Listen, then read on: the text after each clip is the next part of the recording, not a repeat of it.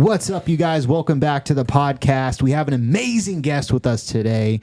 We're going to bring him on in 1 second. We're going to be talking about tax strategies, practical tax strategies for real estate investors, because too many of these guys are obsessed about making cash, flipping these properties, making large sums of money, and then you find out they don't know what they're doing with it. They're just giving it to Uncle Sam willy-nilly. And so we're going to find out how to keep more of those profits in your pocket.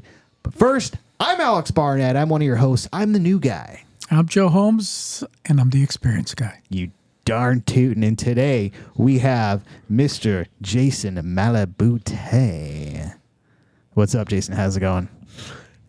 Hey, you guys. Thank you again for having me on your platform. I really appreciate that. Absolutely. We're going to talk about something that I think, I don't know what you see as far as like these real estate investors, and like I mentioned, I mean, out here we're in the land of large profits. We're in the land of like a lot of cash flow. Well, maybe not a lot of cash flow unless you have a paid off property like this man right here.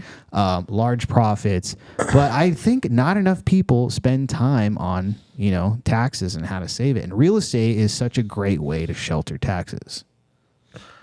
Yeah, that's very accurate.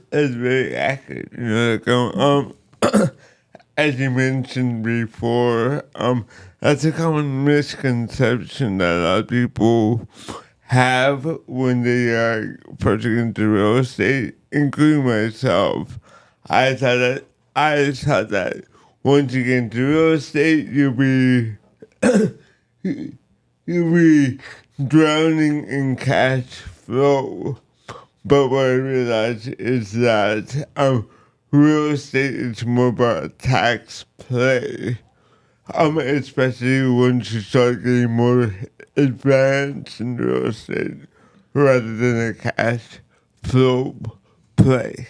Absolutely. Yeah. It's like the tax code is written for investors. I mean, it's kind of like they want the developers to start building these properties. They want the investors to fix up these properties. And so they're going to give you the benefits of that. So we're going to go into some practical tax strategies that people may or may not be aware of, because like you said, you're getting into your busy season coming up here, and that's when everyone starts scrambling and getting their books in order. Joe, when do you start working on your taxes?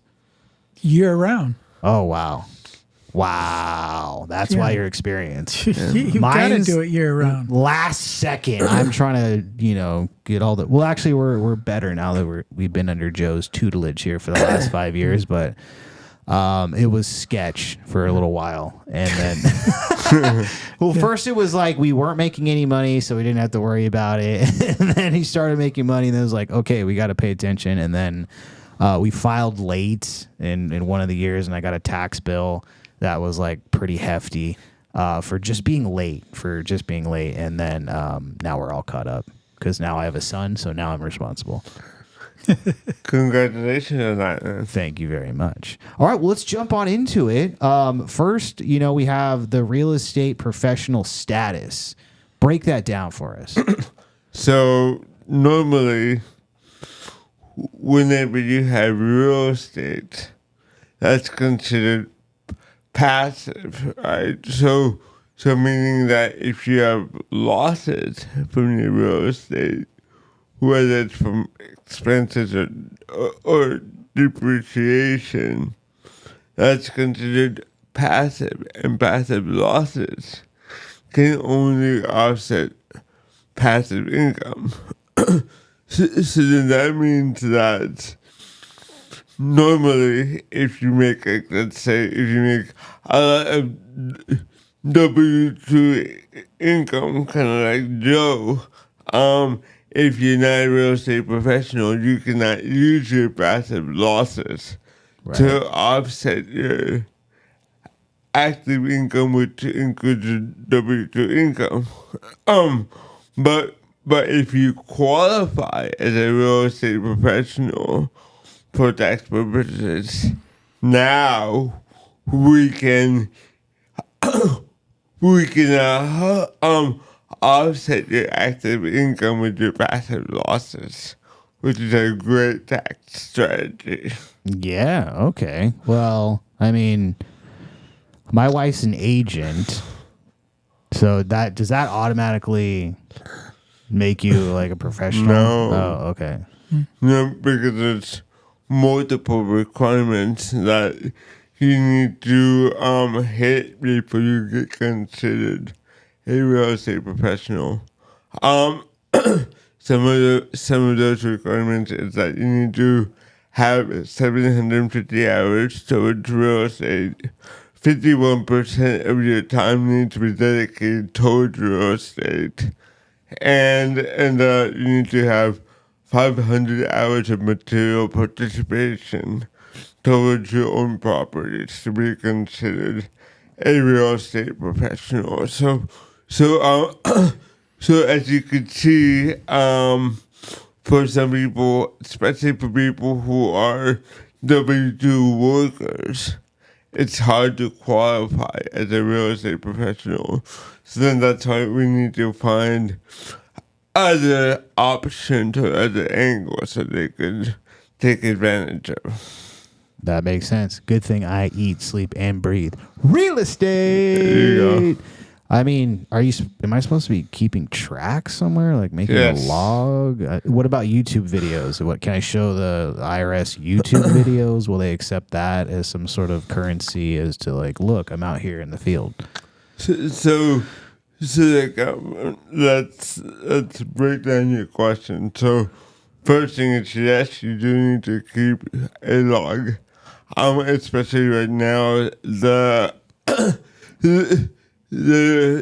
IRS is paying more close attention to people who claim real estate professional. Why? Actually now they're using AI now to really help target those people. Come on. And number two is that making YouTube videos might count for the 750 hour rules, but it's not going to count for the material participation. So what do I just like a 3-ring binder? Or where am I putting it? You can just put it on an Excel. Okay. What we do for our clients is we try to make life as easy as possible for our clients. So we just made them like a template that they can just fill it in. Yeah. There we go. Boom. Okay. Yeah. I'm been doing that, Good. but I'm going to do it more closely now. Yes. Thank you. Perfect. Joe, I don't see you ever logging anything. Are you doing it at night? I was just going to say it's going to be a lot easier for you because your wife is a real estate agent and you are a wholesaler. And so when you fill out your tax return, you've put those two categories. And hopefully even AI is looking at that and saying, oh, okay, I get it. Yeah, they probably qualify. But now if you're a doctor, let's say, okay, and you're trying to claim that status, they're going to say, oh, wait a second, he made like $1 million over here being a doctor and he made $1 million as a real estate agent. But yeah, he spends more time being a doctor than the income for the real estate agent. So, for me, I do not keep track of it, but I do put down there and that I am a real estate broker and stuff. So it's easier for me to prove at the end of the day. Right. I don't think they're going to come after me for that. I've had it for 50 years. Dang. Yeah. All right. Yeah. So, AI recognized game. And they never have, knocked on my door, thank God. All right. Perfect. Yeah. Okay. Well, that's good. Well, let's take a look at maybe some of the other angles in case you are a W-2 earner and you do also invest in real estate and you want to get some of those tax strategies. What's another one? So let's use the same example as Joe was mentioning. Let's say you're a doctor, and you can prove the 750 hour rule. you could prove the 500-hour material participation rule. But most likely what you're going to have the most challenge with is a 51% rule, which says that you have to spend 51% of your time towards real estate. So that's the one that you're probably gonna fail at. So then in situations like that, another option that we could look into is, instead of having a long-term rental, let's look into having a short-term rental. Because for a short-term rental, the requirements are much easier, meaning that you just need to have 100 hours of participation with a short-term rental. Wow. So I did not know that. Yeah. That's cool. Yeah. So that is why having a short-term rental is becoming more popular now. Is because not only does it cash flow more in some circumstances compared to a traditional long-term rental, but also for tax purposes, it's much easier to qualify for the short-term rental loophole versus a long-term rental for real estate professional status. Yeah, and I have seen people, like, it gets to November, December, and they're like, I gotta get a short-term rental now. And then they try and like shoehorn it in. I mean, is that actually happened to one of my clients last year. They closed on a property somewhere in like the second week of December. Mm-hmm. So I told them, like, hey, like, you guys need to get at least 2 rent before the year end, because the rule for short-term rental is that not only do you have to have 100 hours about participation, but you need to have an average stay of 7 days or less for the whole year. So then that means that if let's say you close on like the first week or second week of December, as long as you get two Airbnb tenants in there before January 1st, and they stay for less than 7 days, then you are good. You can qualify for the short-term rental. Oh my god! And then let's say you do that, plus you combine that with the cost segregation bonus depreciation, which came back at 100% because of the One Big Beautiful Bill Act last year in 2025. Now you're looking at a big, non-passive loss that you could offset your high income with. So. Okay, wow. That because I've seen people, start freaking out about the short-term rental. I mean, but it's never as easy as just like, okay, I bought a short-term rental, like you're saying. It's like, no, you got to get your guests in there and to like check all these boxes or do 100 hours or and pray that you hit it. But when you see how much you can save, especially when if you've been a doctor or something, or a high income earner, and you've just been giving your money away, and then it's like a light bulb moment, I'm sure, when you're talking to a client, you're like, look how much you can actually keep by just like getting one property right here. Like that's probably blows people away. True story. We have a client last year from North Carolina. They are a high income earner. They bought a short-term rental last year. To make the very long story short, we did a tax plan for them. We realize that they can qualify for the short-term rental loophole.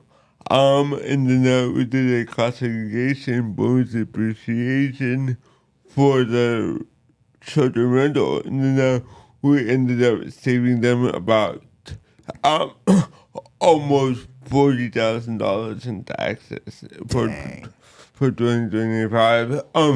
Plus, moving forward in 2026, one of the tax strategies that we did for them is that we had their children work on the property. Yes. So then, therefore, we were able to shift some of the income to the children at a much lower tax bracket than them. So Exactly. Like, I'm trying to get my son. He's 3 months old right now. Lauren's like, she's like, I'm trying to get him to walk, and she's like, why are you trying to get him to walk? And I say, because the second he can hold a hammer, you go and you put him in the corner, and he can do some nails and hammer some nails. All of a sudden, boom, we're saving tons of money. Yeah. So Yeah, but you can take photos of him and put them in your marketing. she doesn't want to. Oh, I know. I got it. Yeah, she won't let me do that. Trust me. I already was like, I want to put the flyers everywhere. Yeah. We're a family. You can trust me. Yeah. But that's all right. I'm still working on it. Okay. Another one that I thought was really cool was a $25,000 passive rental real estate loss allowance. yeah, so you were asking me earlier about what are some other options that we could look into if you don't qualify as a real estate professional. So remember what I told you guys a few moments ago that normally passive losses can only offset passive income. Not unless you are a real estate professional or you qualify for the short-term rental loophole. But there's a special rule in the IRS that says that if you make less than $150,000, then you can offset up to $25,000 of your active income with your passive losses. With that said, though, I'm pretty sure Joe knows this, which is that $25,000 starts to get phased out for every dollar that you make over $100,000. So like once you hit $150,000, then you're completely phased out, and then that's when we start looking into real estate professional or short-term rental. Boom. Yeah. I know. And like $100,000 seems like so much money, but it's like being in SoCal, it's like Not anymore. not anymore. Not Like when we were anymore. kids, like $100,000 was like insane, but now not so much. So we got to make this paper, people. Gotcha. Yeah. And so it's really just comes down to the difference between your active income and your passive income, and then what bucket those fall into, and where you can start chipping away at that kind of stuff. But it's when you told me that IRS is using AI, I didn't even thought about that. That is insane to me, and of course they are. Of course they are. Just looking at everyone, they probably just running everyone's return through AI, red flags, pull it out. It's gonna like mix some people up, and some people are gonna get audited that weren't supposed to. That's like I remember like last year, like a couple of years ago, people were excited because they were saying, there's been major layoffs in the IRS. So then people thought that they were less likely to get audited, and I told them, you do know that they're using AI, right? So, You got replaced by the bot. Dude, that's what that meant. I didn't even think about that. Oh no. And it's gonna screw it up. That's the thing. Like, it's so brand new. I've been seeing these documentaries on, have you heard of Flock? It's like, it's basically these cameras that they're putting up all over the place, and so law enforcement, anybody can use it and tap into it, and it's reading everyone's license plate and then showing exactly where you are, and and so cops have been using it like it's, not just like perfect evidence, but of course the AI will read it. It'll think a D is actually an O. And so it's gotten people like at gunpoint, like, get on the freaking ground. But it was supposed to be somebody else, And so it's not a perfect system. Like, AI is still being built. And so the fact that the IRS is going to be running your thing through there, and maybe two Joe Holmeses have two different returns, and they mix it up and the wrong guy gets pulled in, that's terrifying. That is. That's definitely. That is freaky, man. Yeah. It all ends up as Terminator in the end. We didn't know that. That's okay. Okay. Well, I think we got one more. What's another angle that we're going to be looking at here? Time passive losses with passive gains. Oh yes. So remember what I told you that whenever you're in real estate, that is considered passive, right? It's considered passive. So one opportunity for tax planning is let's say you got into like a syndication deal, right? Let's say you got into like a syndication deal, and let's say you bought this before 2021, so then therefore you're actually making money on it, right? So now here is a property that's selling that you have a part ownership in, and now you have a passive profit from. So one strategy you could look into, now that the 100% bonus depreciation is back, you could look into investing in a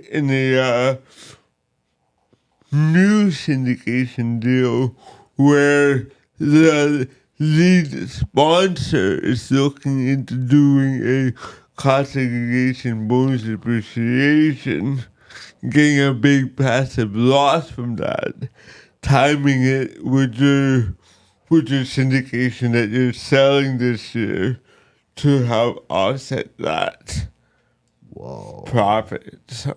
Dang. Okay. So if you join a syndication, you said actually made money. That's the key here, because we're seeing a lot of them that that kind of had they're not so hot. They're just getting losses at this point. The syndicators in Hawaii, right, in a hot tub, talking to a billionaire. Okay. Yeah. And if you've seen one of our other podcasts, you'll know what I'm talking about. Yeah, we've covered some guys that were running some freaky syndications, and they just basically lost $15 million, and they're like, "Hey, sorry about that. It's part of the game." You're talking about the person who's part of a very, very big platform. Yes, you already know. That's very unfortunate, because that is a person who I was watching back in 2018. Oh yeah, we all were. Yeah, and he was the one who I learned how to invest. I know. Real estate from. So yeah, I know. He's very unfortunate. I know. And I think he just got not even just too big for his britches, but maybe just jumped into an asset class that he didn't understand fully. Yeah, I think that's what it was. Tried to time the market, and the interest rates didn't go the way he wanted, and it sucks. But okay. So this is a part of the show where we have a video, and I want to get your raw reaction on it. So let's do it. You let me know. If you have set up the golf event yourself to be a business event for other people, and the purpose of the event is for networking and making business relationships and connections, then we can write off the golf event. But if we just get together and we're talking business while out on the golf course, it's considered entertainment, even though we're discussing business. Okay. So I like that distinction there, because I think that's the key that people need to understand, is the two different distinctions. Because at Super Bowl, I was networking. I was at the golf course. I was at TPC Louisiana. So I had to be out there doing work in all those different things. So I would see that as a write-off for myself. If you have Is that a write-off? Is he right? Or I think that's pretty spot on. Because that kind of reminds me about it's kind of similar to when you travel, right? Because when my clients they were traveling to Mexico, and then they were asking me how can we make this a business write-off? And I was telling them it just really depends on what is your intent, because is your intent to go to Mexico for business purposes? Meaning, do you have paper trails and communications? Or are you talking to vendors, talking to potential investors, talking to potential partners in Mexico, about you going there for business purposes? If that's the case, then yes, we could write it off. But if your main intent is to go to Mexico for personal or leisure purposes, and then you just end up doing a little bit of business there, then no, we can't write that off. Gosh dang it. That's how all my trips go. I'm like, well, if we just go tour a house on the side. Come on, man. All right. AI's going to get you. Yeah. AI's going to get you.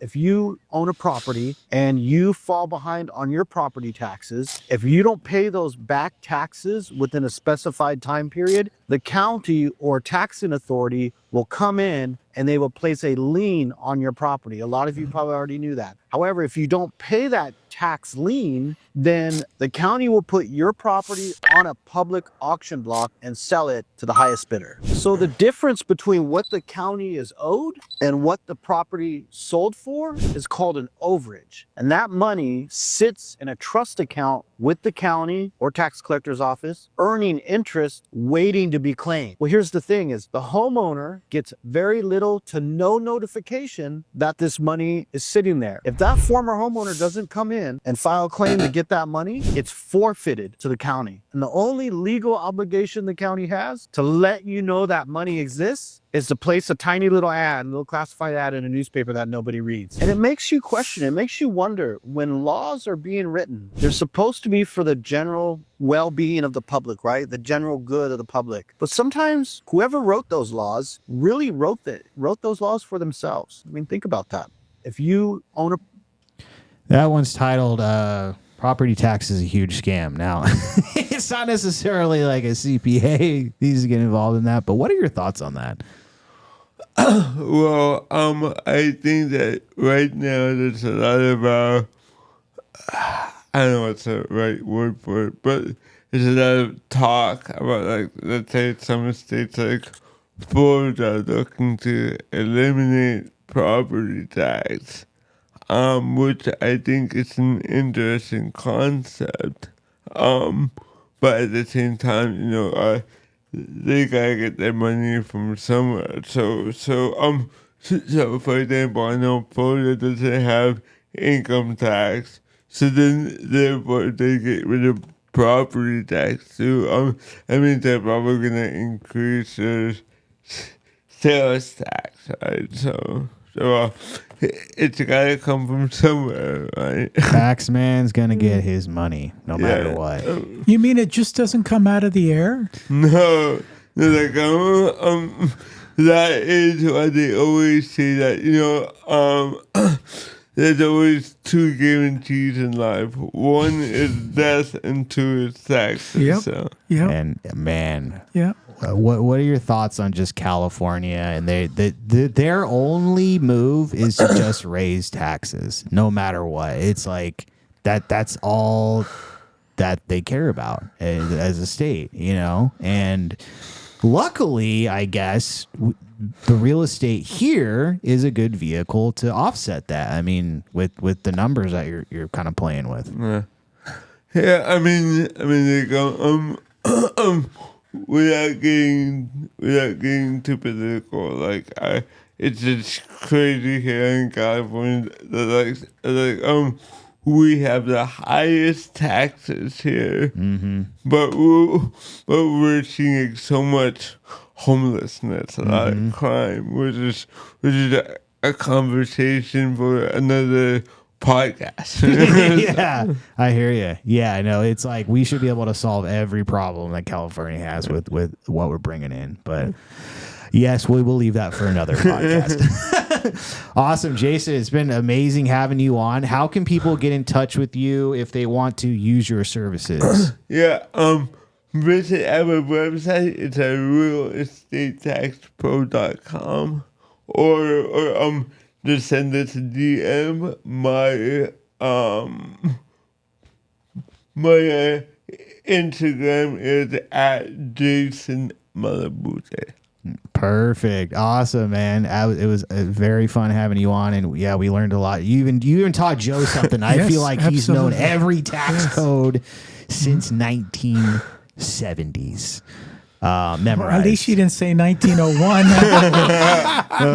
Awesome. Well, you guys, we're going to be back next Thursday. And then do not forget that we have our event on August 24th. We're going to have our last guest, Danny Bate-Orr. He's going to be talking about what's your real estate pain points and how can we come together as a community to solve them. And that's what these meetups are really great for. So make sure you're there. And again, Jason, thanks so much, man. Thank you. Thank you so much. All right. See you guys in the next one.